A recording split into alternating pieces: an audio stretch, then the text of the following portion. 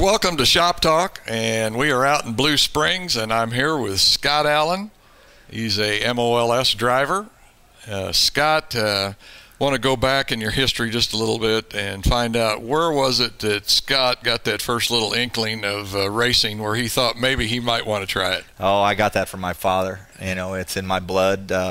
It started for me probably in junior high.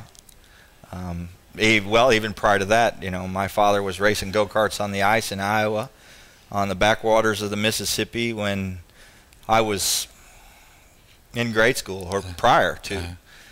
Before that, he was in boats, and then that got my interest.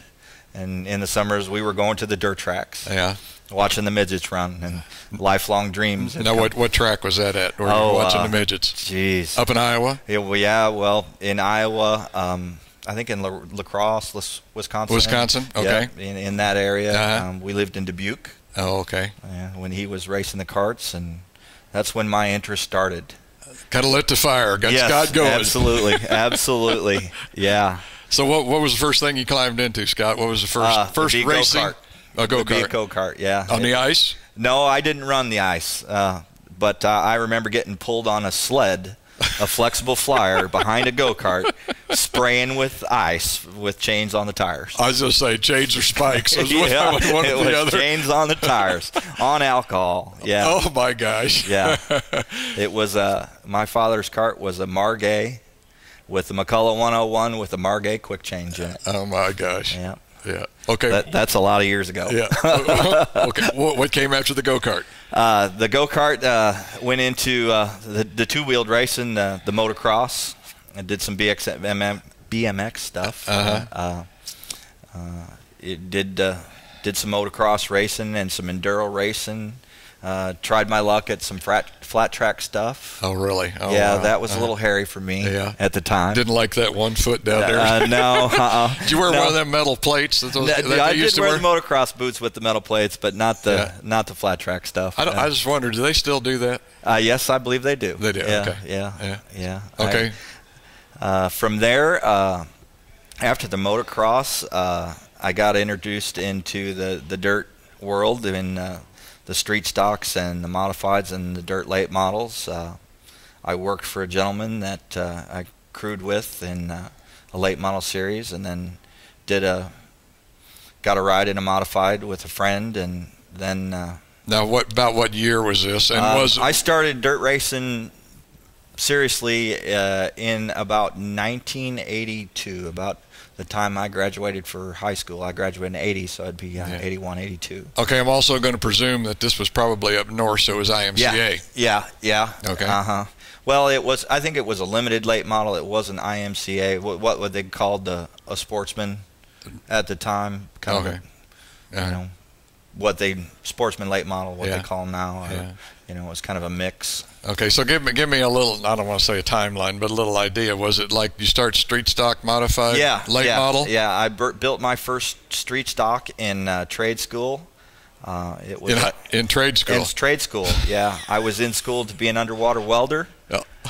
And I promoted a program for the school I was attending, and we, as a class, built a race car, a street stock, and we solicited funds from the area business and the school, and I sat in. It was a government-funded school, so it was. I got permission to use company letterhead and hit the streets, and we paid for parts and race car and built it right there on campus, and it was an ice racer. Oh, really? It was a 1970 Chevelle that we intended on racing in the ice. Oh, wow. They changed the rules the year we started, and so it went right to a dirt track. Yeah, I'll be darned. Yeah. Okay, so we got street stock, modified. Did the modified, and worked. Then I quit my own stuff and worked with some other people, and then got other interests for a while, and then we did the snowmobiles. Yeah, got a lot of tales about snowmobiles. Yeah, you really have to live in the north to appreciate that. Yes, you do. 6 feet of snow for 6 months around the year. What do you do? I was going to say, I bet around Kansas City I have probably never seen one or two snowmobiles in my whole life. Oh, I went through a few dozen. Oh my gosh! Yeah, destroyed a couple. Let me ask you this, since we're talking about snowmobiles. I rode dirt bikes. Was snowmobiles much like riding dirt bikes? Not really. The balance is more like a four-wheeler. Today's four-wheeler, or you know, they were kind of between a three-wheeler and a four-wheeler. You could do a lot more with the sled as far as balance. And they were much more forgiving. Yeah. It didn't hurt as much. Of course, you had a good cushion. I was going to say a little softer than the dirt. Okay, during this period with the street stock or modified late model, were there any championships or track? No, not really. Big wins? No, actually, no. There were no wins. There was a lot of trial and fail is what I don't know. Yeah, hit and miss. Hit and miss. Yeah, okay. You know, I was, of course, money was tight, and trying to go to school and work a job and play in the dirt. A different era than it is today. Yeah, I was going to say, like so many people in racing right now, just tough to come by the money. And, and a lot of times too, it's just having the proper equipment and trying to get things together right. Yeah. So okay, you're still in Iowa. Have you moved to Kansas City yet? Yeah, actually, we've moved a couple times since then. Most of my racing career was done in Minnesota. The local tracks in the St. Paul, Minneapolis area. We did some stuff at Cedar Lake Speedway, which is still around today. No, really? Okay. Yeah, that's where I got my big introduction in the dirt racing. Did the motocross stuff in St. Louis, and all the snowmobile stuff was done in Wisconsin and Minnesota. Okay. So about what time do you move to Kansas City? I moved to Kansas City in about 1990. Okay. 89 thereabouts. And what did you decide to start racing then? I took a lull for a lot of years. I hooked up with a gentleman that's here tonight, and I've been in the racing game with my friend Mike Kempton for going on 18 years. Wow.